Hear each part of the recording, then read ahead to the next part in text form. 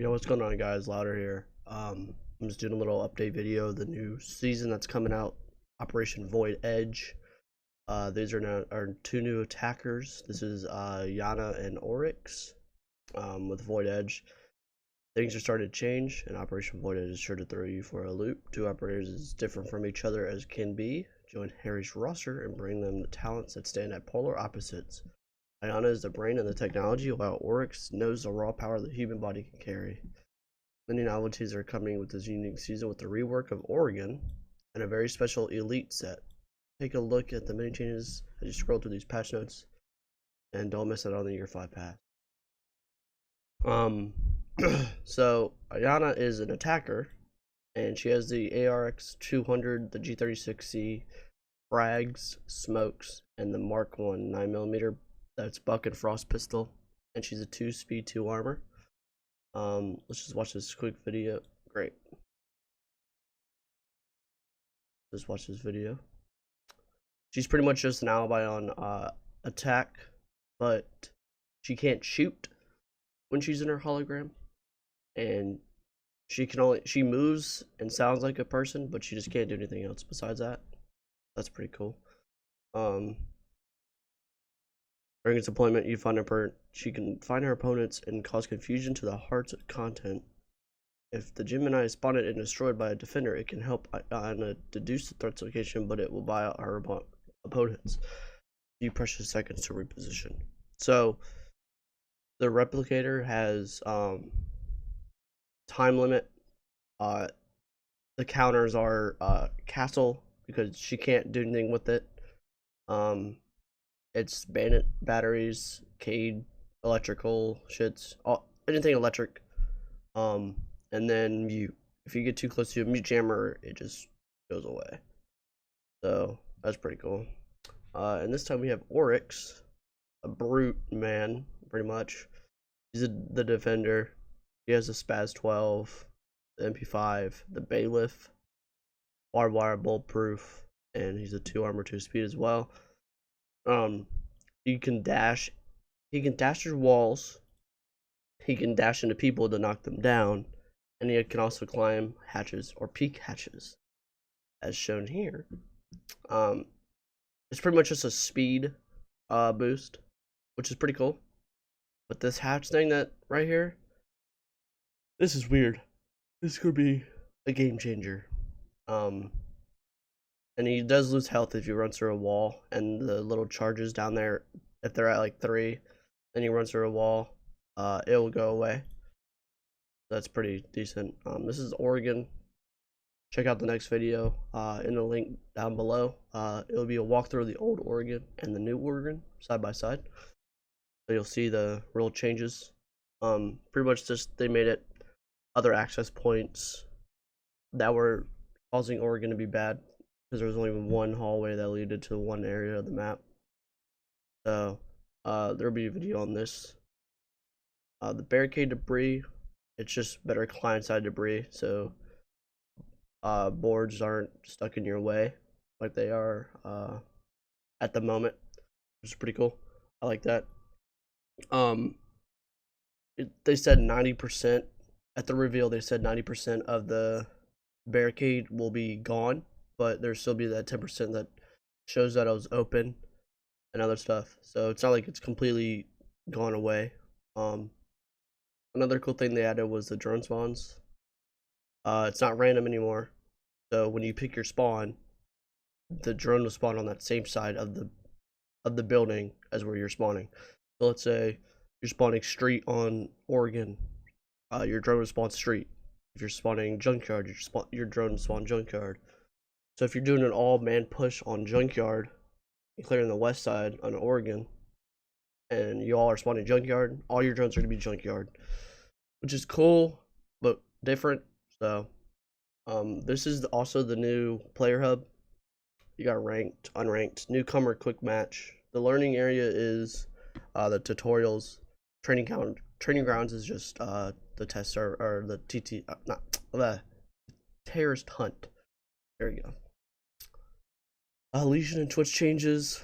Legion was in need of some balancing with the Operation Void Heads. He gets just that. He'll no longer be able to seize goo mines through obstructions of any kind or from a certain distance. Most importantly, though, when an opposing operator steps on the goo, there will no longer be the initial 10 damage that's given to him. However, we have increased each tick's damage from 4 to 6. Finally, down players will not take any damage anymore from goo mines, triggering them to no effect.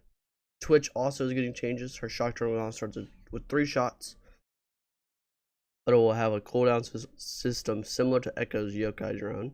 Its firing power has also been reduced to 1 point of damage, as this serves to turn Twitch's focus to defender's utility while keeping your drone relevant over the duration of the round. Yeah, because Twitch right now, dude, she's good, but just because of her weapon. That's it. She's only good for her weapon. Her gadget is hunted like no other gadget out there. So that's pretty cool. Ash Elite set, the Lara Croft. She has now 3 Elite sets, 2 that came from the Outbreak packs. And now they made a Lara Croft one, which, you know, I'm pretty cool with. Operator price decreases. Another wave price decrease, yeah. Mirror and Jackal price would not be 10k. And then, you know, so forth, so forth. These are the new skins. I personally like this one and this one. This one's a little mess. It looks like last season's a little bit. So this is a Saber Carve. This is Clognance, and this one is River Scale. But these two are my favorites. This looks like Buck's C8 one with the wooden finish. This also looks like the El Dorado skin from Velvet Shell. So I'm pretty excited. The Year 5 Pass. This is a good part. It's about to kick off, so the Year Pass is for you.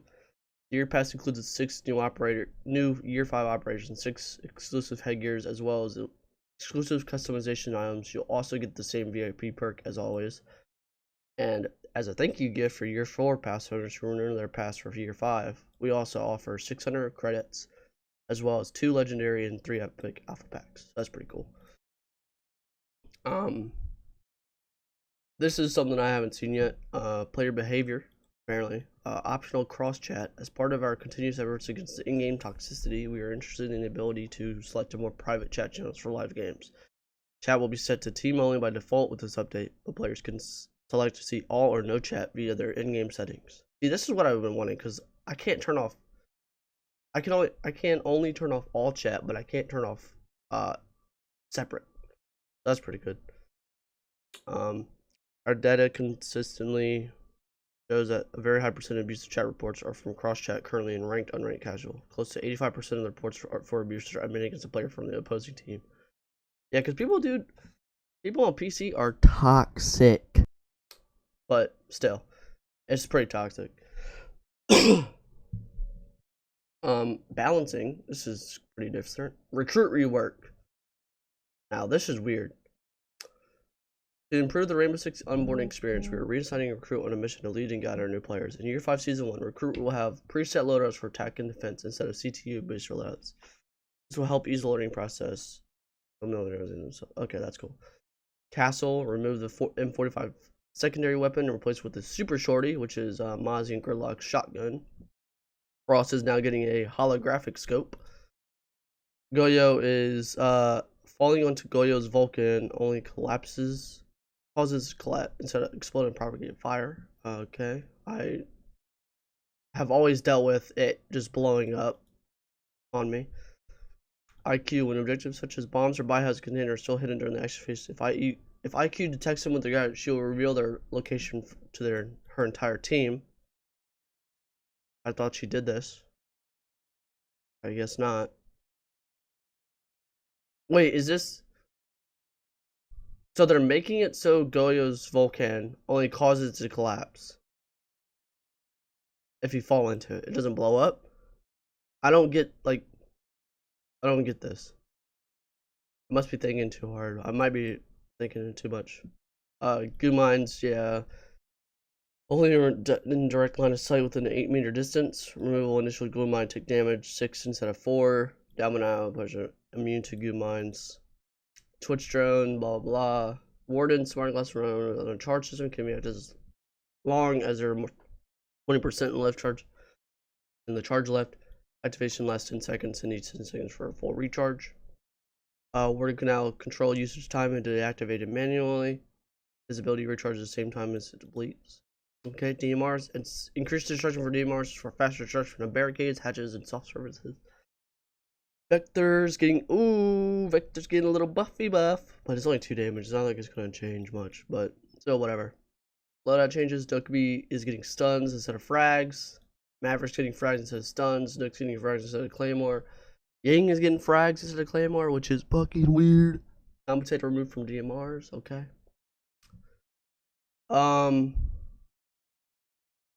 Explosions and shrapnel damage. We have reworked explosions and made changes. Some important changes to how explosion and the new shrapnel will work in Siege. This will make clear to players when they are damaged due to shrapnel damage from explosives. Damage taken by a player from an explosion is now determined by the shrapnel damage. The new shrapnel damage will govern who is hit, how much damage is taken given the player's environment. It will apply reduced damage based on the number of objects it passes through from the origin of the explosion. Shrapnel damage should be more transparent in providing feedback to the players on how they took damage or died. Corner explosion reports how explosions interact in corners when there is both a hard and soft wall. We've improved how explosives interact in situations where an indestructible object like a beam can block destruction damage on nearby soft walls.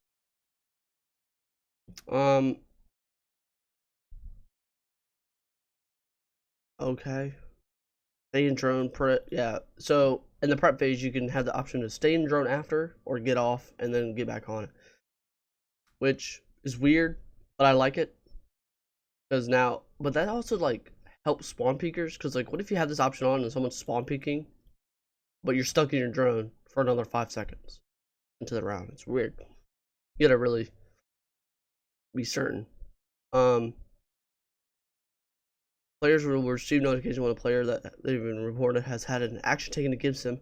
Thank God. I've been wondering if I have reported any cheaters and they actually got banned.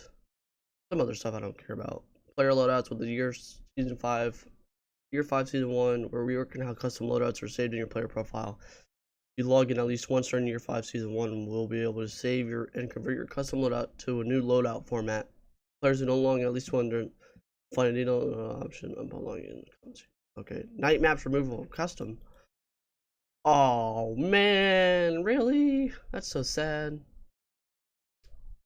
Oh, and the bio updates. Main bug fixes coming soon. Well, it's pretty okay patch notes. There will be, as I said, there will be a video on the the rework of Oregon. When my test server is done, it's still downloading. Sadly, it's not even downloading. Wow, this game sucks. No, but there will be the old rework Oregon walkthrough and then the new rework Oregon walkthrough back to back. So you'll see exactly what happens or what changes they made. Because this looks very familiar right here. There's like garage, armory, top main, meeting halls right there. That's attic, tower. I mean, nothing looks crazily different. It's just the other side is probably the most different. And then downstairs. And a little bit of upstairs I've seen. But yeah, I hope you guys enjoyed me running through the patch notes. If you did, leave a comment down below how you think of the patch notes, what you think about the new season coming up. And I'll catch you guys in the next video. Peace.